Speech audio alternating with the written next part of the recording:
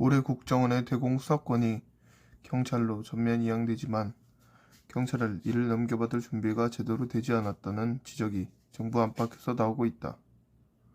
이런 상황은 국정원, 경찰, 민간 합동으로 실시한 국가정보원 대공수사권 폐지 준비 상황 점검에서도 나타났었다고 한다. 작년 10월 기준으로 51분 가운데 완료로 평가된 것은 극히 일부였다는 것이다.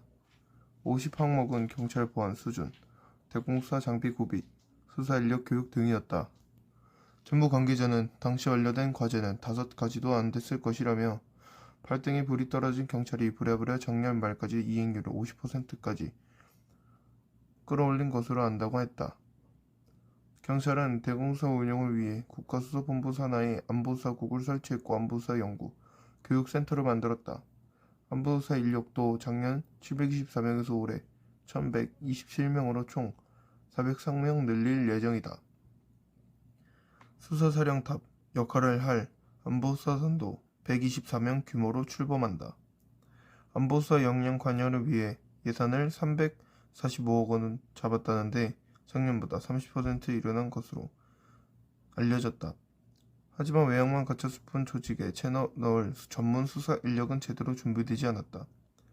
경찰은 일선에 있는 안보경찰 가운데 비수사 부서 인원 등을 안보수사국과 산하조직으로 재배치할 예정이다. 이들은 기본 소양 1주, 대공수사 실무 교육을 3주를 걸쳐 도입된 경찰 관계자는 민감한 간첩 수사를 하는데 4주 교육은 턱없이 부족하다고 했다. 전문가들은 전문성과 휴민트가 중요한 대공수사에 비술력 인력을 투입시키는 건 수사력 공백으로 이어질 것이라고 했다. 국정원 안보수사단 출신인 황윤덕 한국통합전략연구원 원장은 경찰은 1년 이상이면 장기 사건으로 취급하는데 대공수사는 최소 3년 이상 밀착 정보 수집해 수사해야만 성과가 나올 정도로 사건 성격 자체가 다르다며 몇 주 교육으로 노하우가 습득되겠냐고 했다. 국정원의 대공수사 인력 규모는 알려져 있지 않다. 하지만 전문가들은 양쪽으로 경찰은 국정원의 공백을 메울 수 없을 것이라고 했다. 유동열 자유민주연구원장은 경찰이 국정원 수준으로 대공수사를 하려면 최소 3,000명은 필요할 것이라며 경찰의 대공수사 인력을 국정원 수준으로 늘리는 것은 현실적으로 불가능할 테고 결국 한국의 대공수사 역량의 총량이 쪼그라드는 것이라고 했다. 대공수사 컨트롤타워인 안보수사단 건물은 지금까지도 공사를 마치지 못했다.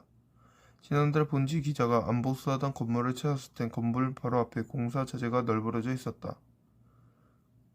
1일 다시 현장을 찾았을 때에도 보안 문제는 여전했다. 옆 아파트 주차장에서 안보수사단 건물 자체가 훤히 들여다보였다. 경찰 관계자는 급하게 예산을 끌어다 MDM, 시스템, CCTV 등 시설 보안 조치를 마무리한 상태며 그 외 추가적인 시설 보안 조치는 올해 초 예산을 확보해 오는 3월까지 100% 완료할 계획이라고 했다. 일선경찰의 안보수사 부서는 어수선한 분위기라고 한다. 최근 일선서 안보팀장들은 매주 2, 3회씩 아이디어 회의를 여는 것으로 전해졌다.